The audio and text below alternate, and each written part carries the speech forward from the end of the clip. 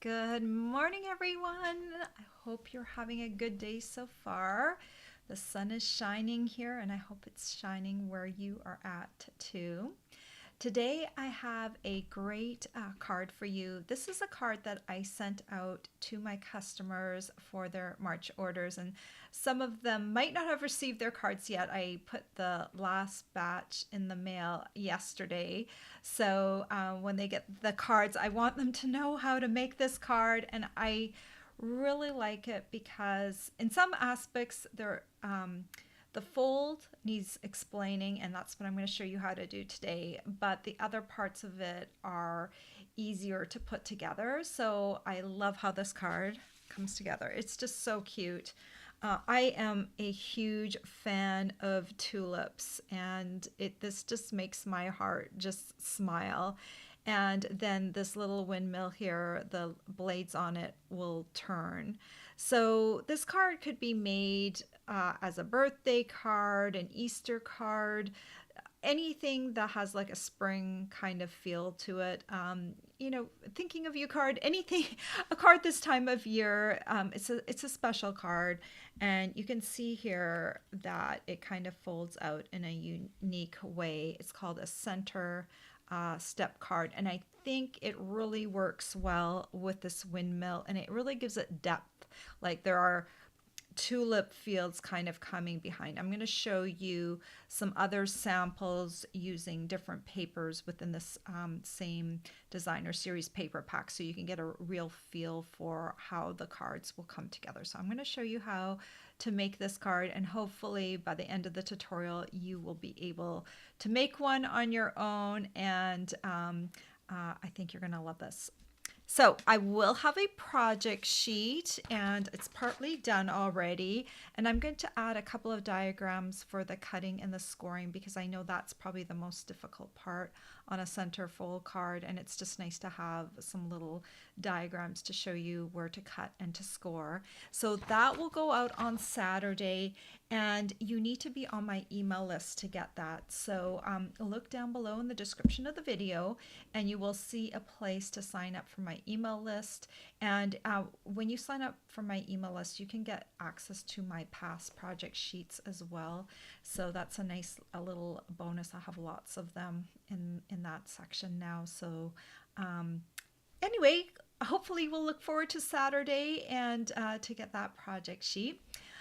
Okay, I guess we're gonna get started. I'm gonna talk to you guys all afterwards. So if there's anything while I am demonstrating this, if you have any questions, please put them in the chat if you're live. And if you're watching this as a replay later on, please leave me questions in the comments, or and thank you so much for being here today. All right, I'm gonna pop over to my other video screen, pop up my project sheet so I can follow along. So here are some of the other cards I made. I liked using Pool Party as the base for this card because it works really well as a backdrop for many of the papers.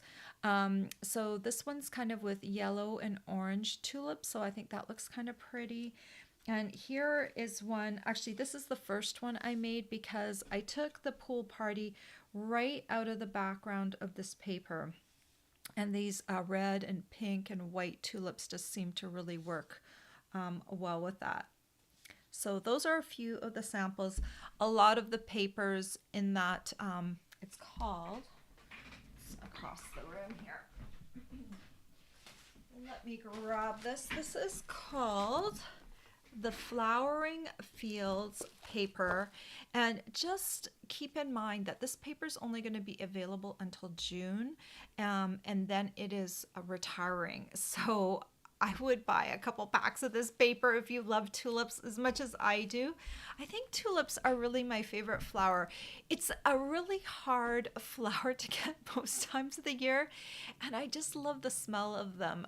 They are such a fickle flower. They don't last very long, but don't they just look beautiful, just like all in a row? I would love to go see a field of tulips, like a farm where they just have tulips one day. The other thing I am using is the Tulip Fields or the Windmill Fields Dies, and this is part of a bundle called the Tulip Fields Bundle. Let me grab the set. Oh no, I think I've put it somewhere. If I can find it later on. I was using it for the front of my card. I may have put it away. Oh, I see it. Oh, yeah. So it's nice to have these two together because they do have some complementary pieces that you might want to use together. I did not use them on my card. I actually used the little windmill on the front of the envelope for the cards that I sent out. But definitely you'll need the Windmill Fields Dies. And these will also only be available to June, and I feel like they may sell out before then, and given our supply chain issues, we might not get them back if they do. So just a little caveat, if you like these, if you're on the fence, don't wait too long before getting these, because I have a feeling that these might sell out. They did sell out once before, and that's what kind of makes me a little concerned. So just a little caveat. Okay, let's get down to business and let's make this card. So you will need a trimmer because you need to make little cuts into the card. And you're going to just start with a regular card base. This is 8.5 inches by 5.5 inches. And we're going to put one of the 5.5 inch sides up at the top, and we're going to line it up. There's a 1 inch mark right here on this side, so I'm lining it up at the 1 inch mark right here. And what I did, if you're making a bunch of these, I made, I'm not even sure how many I made. I probably made about 70 of these cards because I made some for my team, and then I made some, I had team make and take packets, and they got some. And then I made, I think, about 60 of these for thank you cards. So I was making a lot. So let me just show you what I did. I took a little piece of Post-it note, just a little tiny square, and I lined it up where my cut marks are going to be. So I'll tell you in a moment what these dimensions are, but that's why I have a little pink thing on my cutting guide, because when you're making a lot of these, you want to have an easy button for yourself. You don't want to have to think each time. You just want to be able to do. So take that 5.5 inch side, put it up the top, line it up at the 1 inch mark.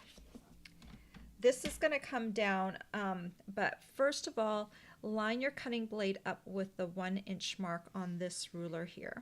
Okay. Then we're going to cut from the 1 inch mark to the 5.25 inch mark.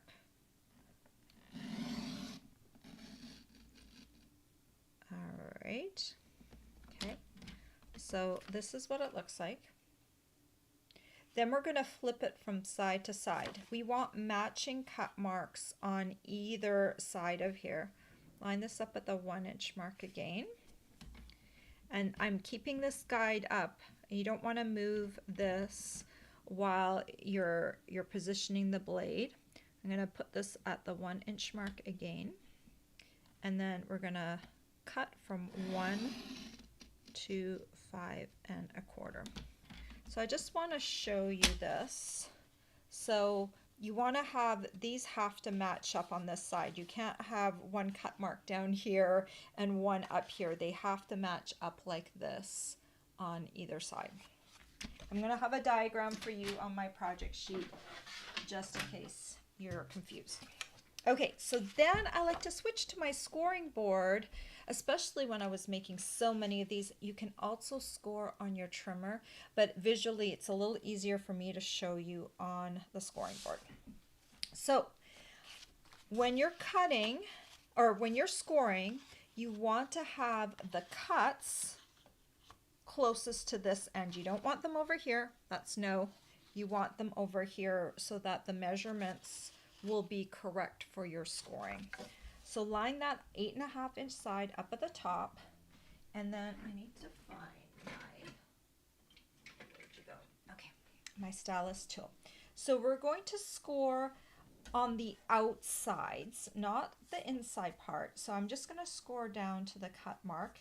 So first we're going to start at the 1 inch mark and come down just to that cut mark. And then I'm going to look, see where my cut mark ended here. I'm going to try and find, with the ball of my stylus tool, I'm going to find that spot and then I'm going to score down. Okay, that 1 inch mark is easy to find right here because that's where the cut ends. The 2 inch mark is a little harder. So what I like to do is bring in a ruler. This is a 12-inch Omni Grip ruler, which I really like to score with to kind of keep my lines in check. But you can use just a regular ruler as well. This is nice because it's got like an 1/8 width all the way around. It doesn't taper, so it's perfect for me for scoring. So I'm going to line this up now with the 2 inch mark, okay? And we're just going to score down to the cut mark, lift off, and then I'm going to score down the 2 inch mark here.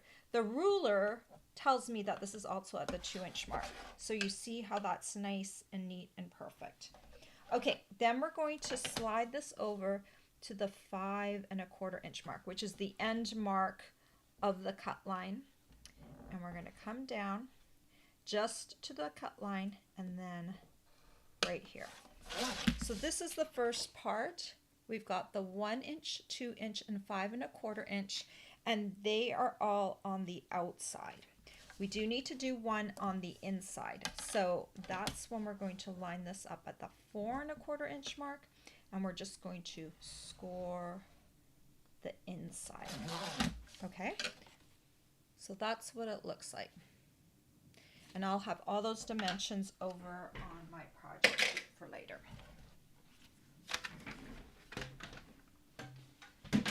So there are so many pretty patterns in this paper, and I already had some that were kind of cut up.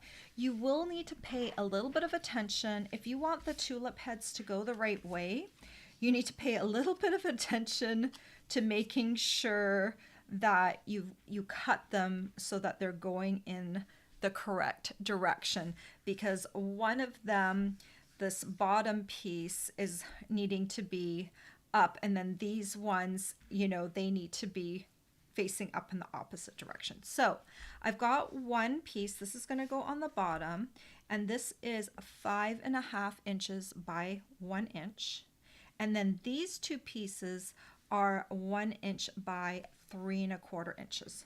These are going to fit on the upper part, leaving this square here, and this one's going to fit down right here. And I like to glue these on before I fold. Okay, so I've got my Tombow here.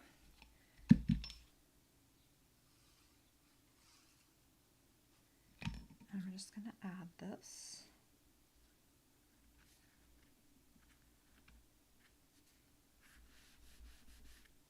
And then we'll come over to the sides.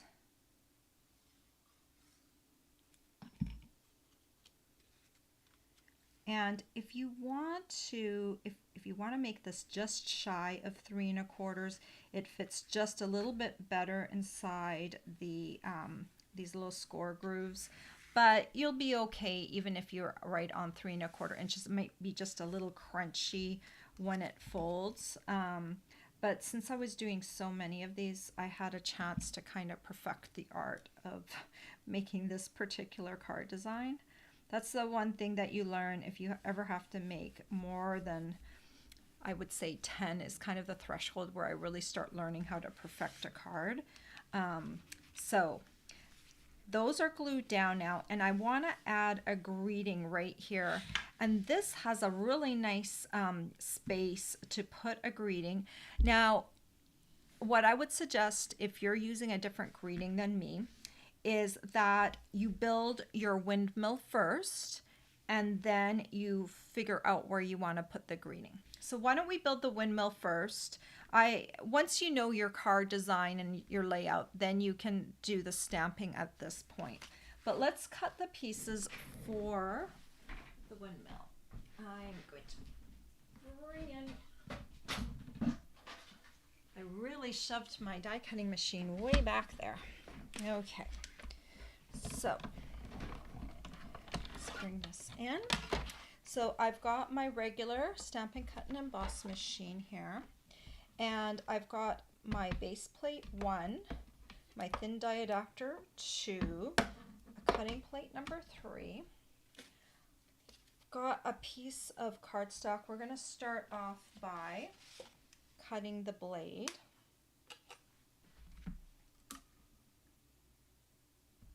I see I left a little piece in the blade last time. If every so often, what I like to do is take a piece of wax paper and run it over the cut side of my detailed dies, just so that it releases the cardstock a little easier. And I'll put that on, and we're going to run this through. And definitely on this one, I like to run it through the machine and back again, because that's just going to help all the little pieces be removed. Let me grab one little thing from across the room. I should grab an extra one and just have it over here.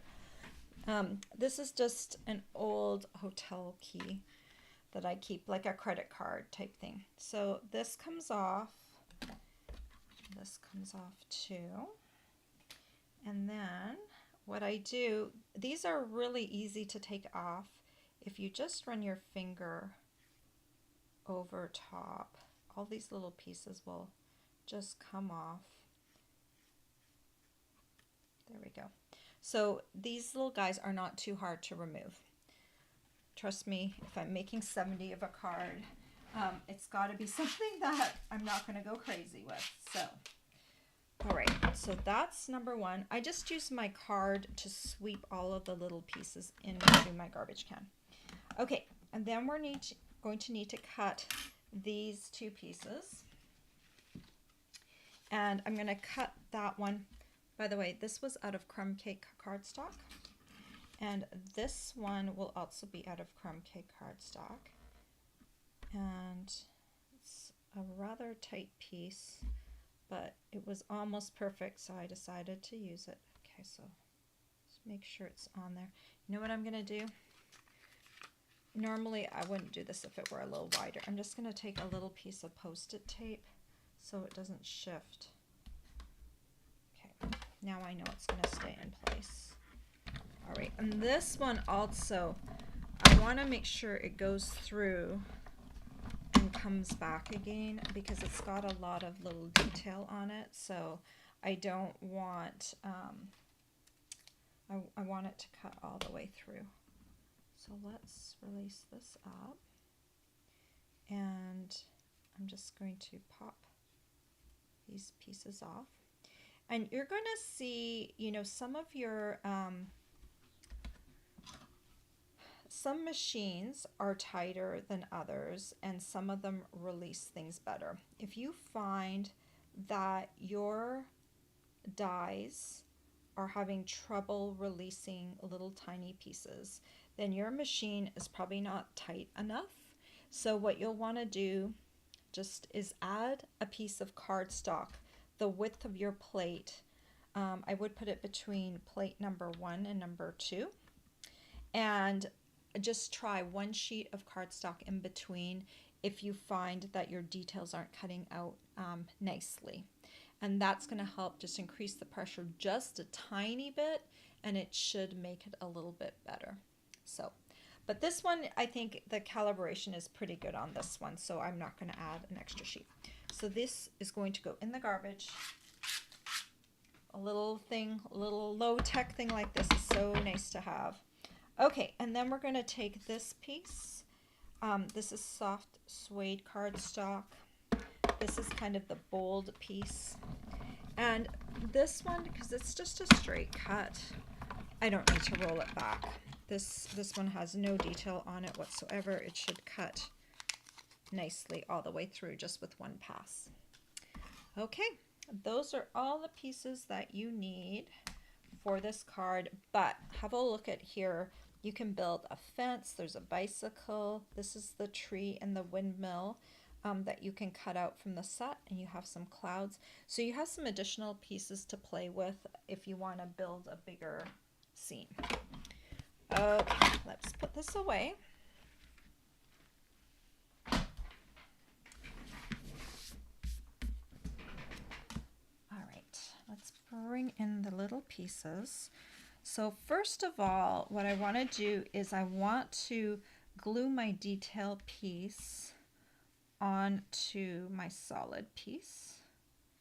And because there's a lot of detail on here, I'm just going to put Tombow in the areas where there is a bigger spot to put to Tombow. But then on the top, I'm just going to really lightly just put a little bit of Tombow on the edge. And if you squeeze out too much glue, take a piece of cardstock and wipe it off before you put it down. And then you're just going to line these up. They cut. This should perfectly fit over top of the bold piece. And I looked up windmills before I built this particular card just to see what was out there, and the wooden look is very popular for windmills, so that's why I decided to go with that look. Then I'm going to take a pierce mat and a piercing tool. You can use take your pick tool. I'm going to use this because this is what's in the catalog right now. This has a fairly large diameter if you push it in all the way. You don't want to do that because it's going to be too wide for the brads we're going to use. You're just going to use the very tip of this to pierce through. There's already a guide hole on the detailed piece right here. So just use that and just give it a little poke. And that should be enough to put the hole right through. And then we'll be able to attach the blades. So let me put that away and put this away. All right, so now we're going to need our brads. And I love our brads, and they're good because you can hold multiple layers of cardstock with them.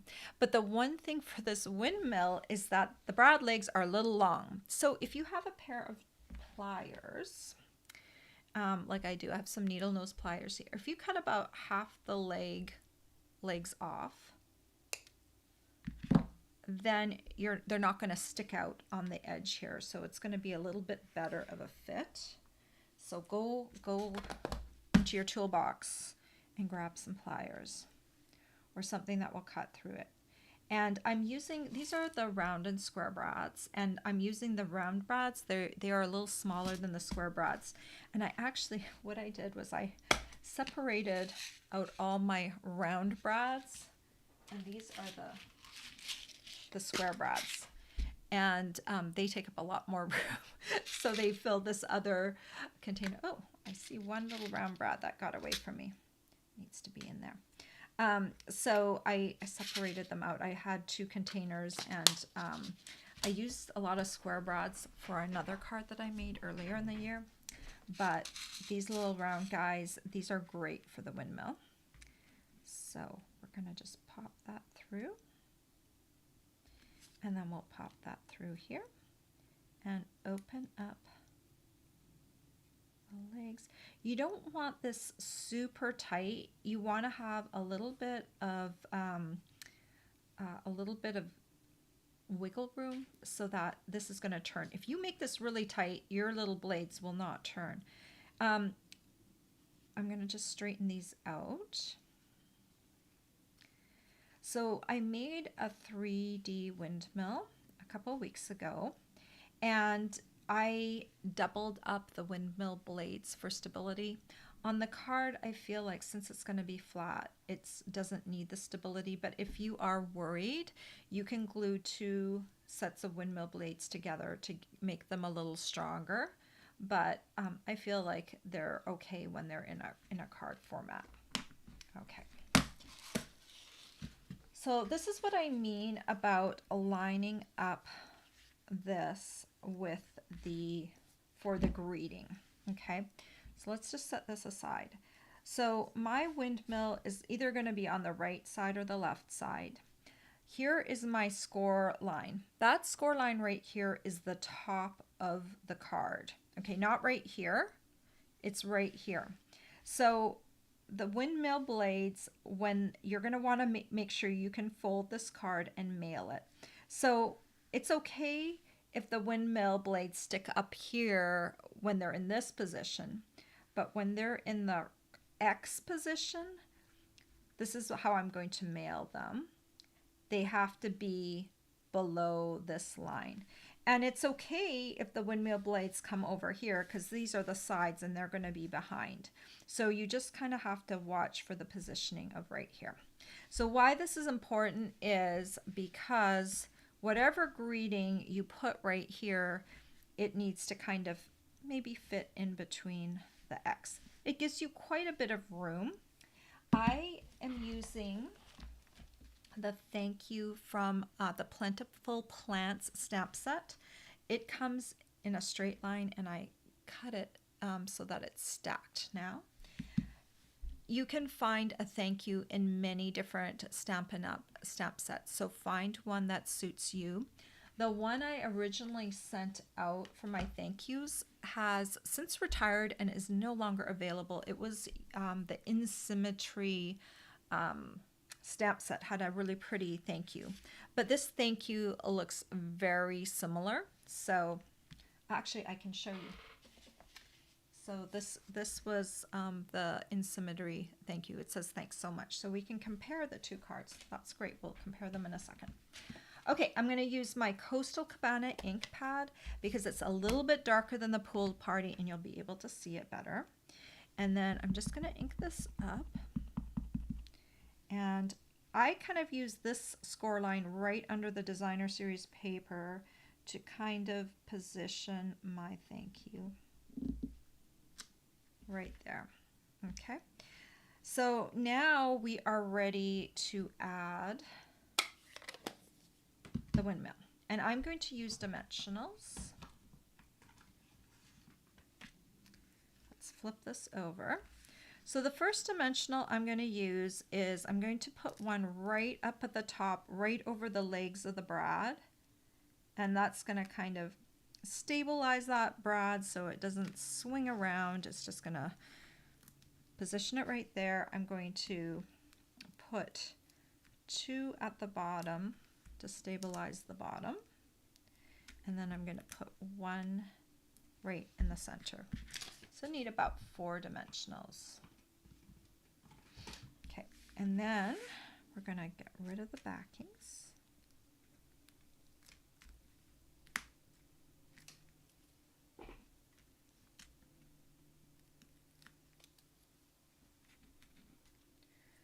Okay,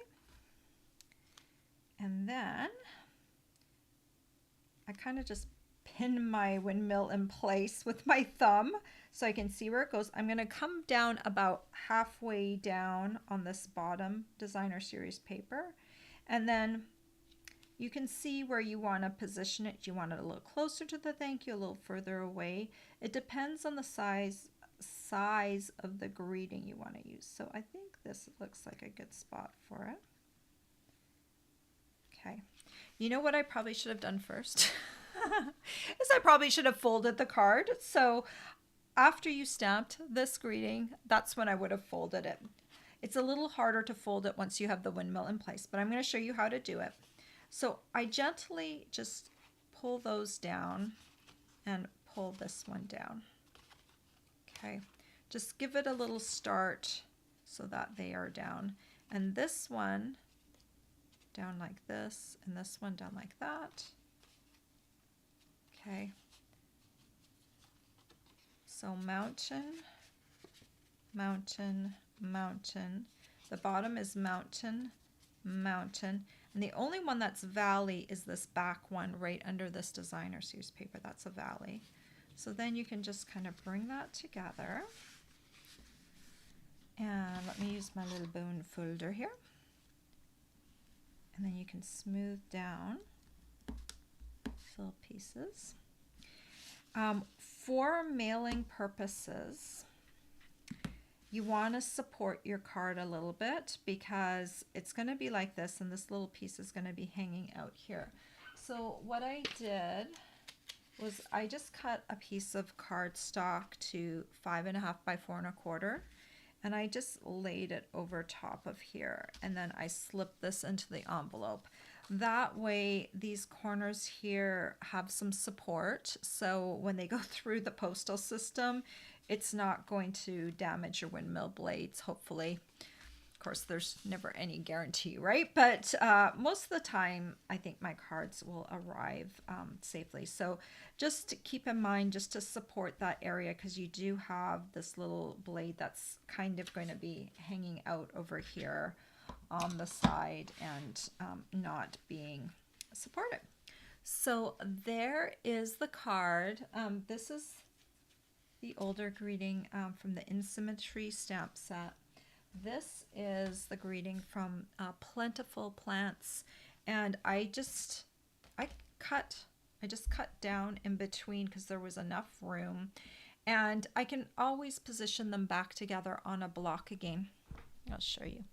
So now I'll just peel this off, and probably on this block I would put it on an angle because it's a little bit longer than the width of the block, so it's a little crooked.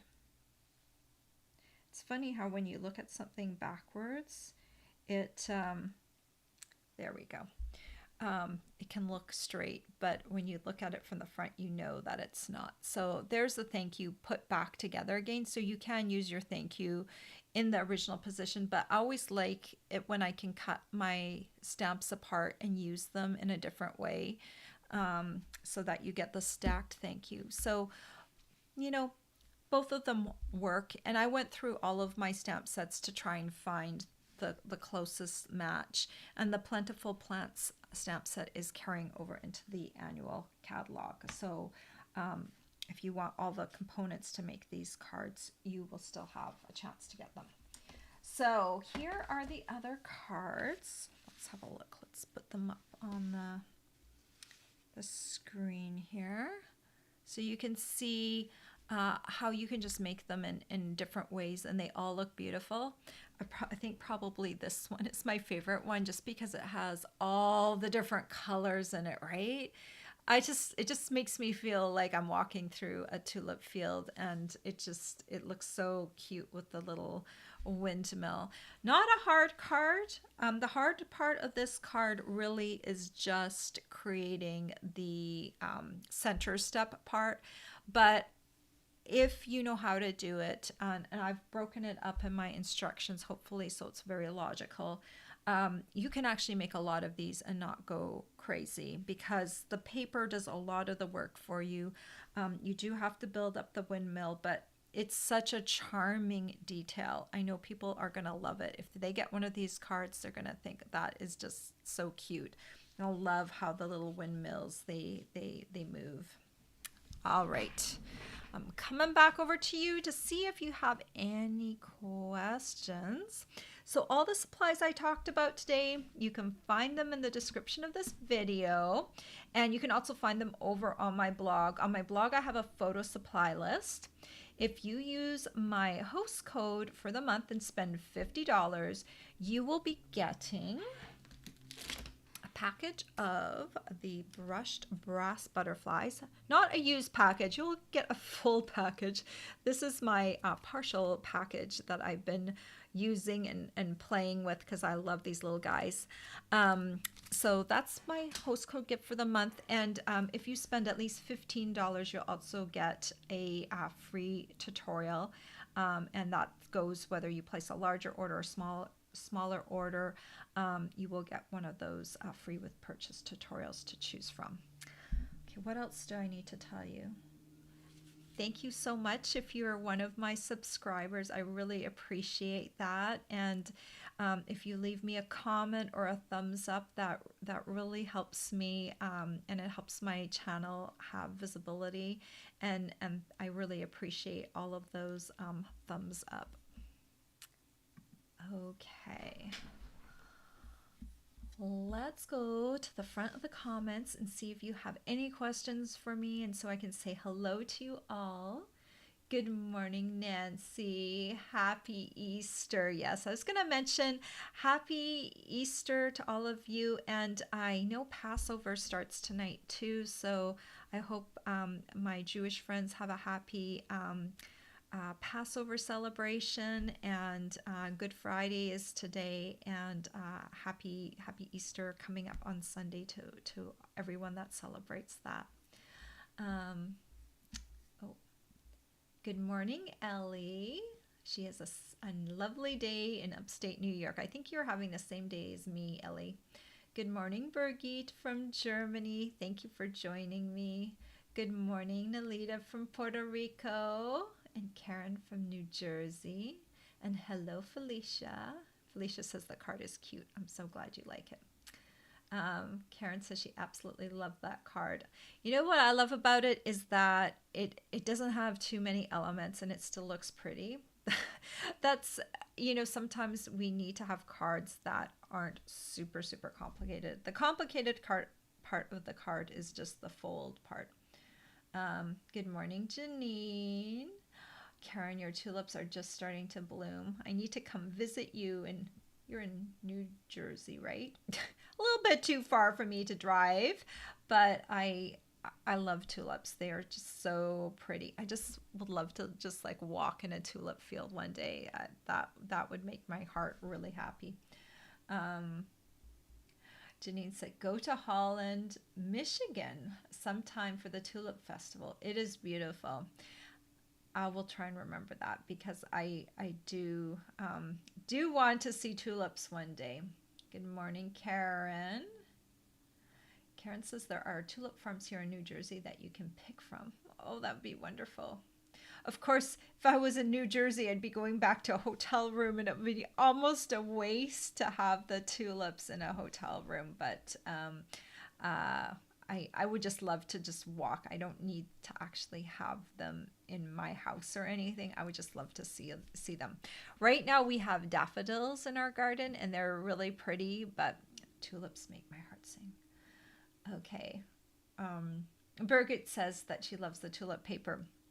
It is great paper and only available until June, and I'll be really sad to see it go. It's such beautiful paper.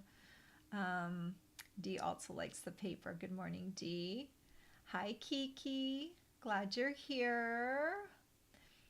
Ellie says Albany, New York was a Dutch settlement. The city park is filled with tulip bulbs of every imaginable color. It's an amazing time of this year. Oh, that's awesome.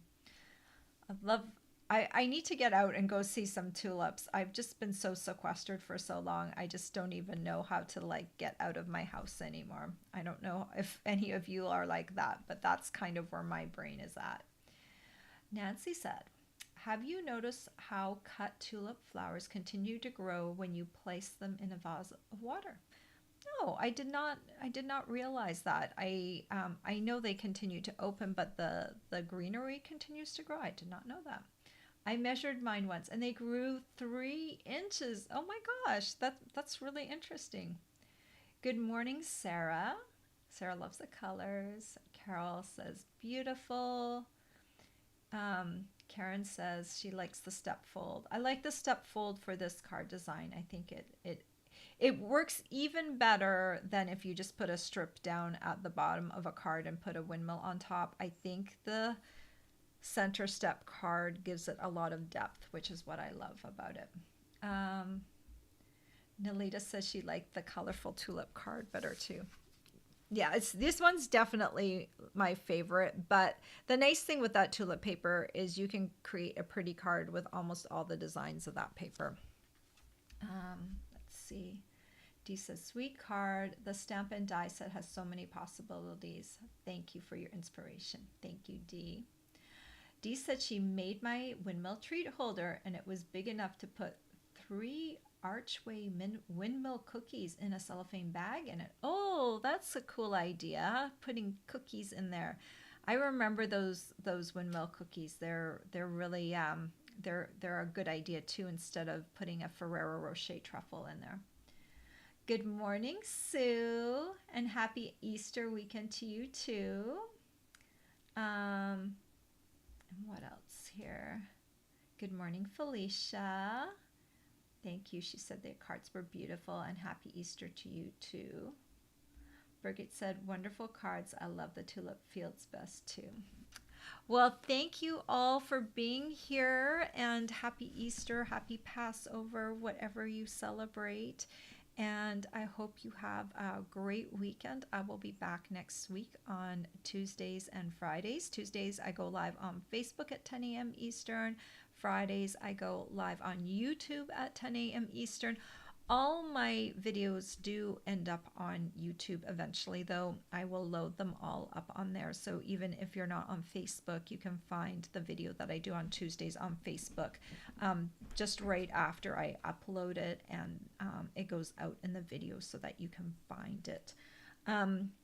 Yeah, so that's all I have for you today. Just enjoy your weekend, and hopefully you'll have some sunshine. Get out in the sun and enjoy that. Spend time with family, and take care, everyone. Bye-bye.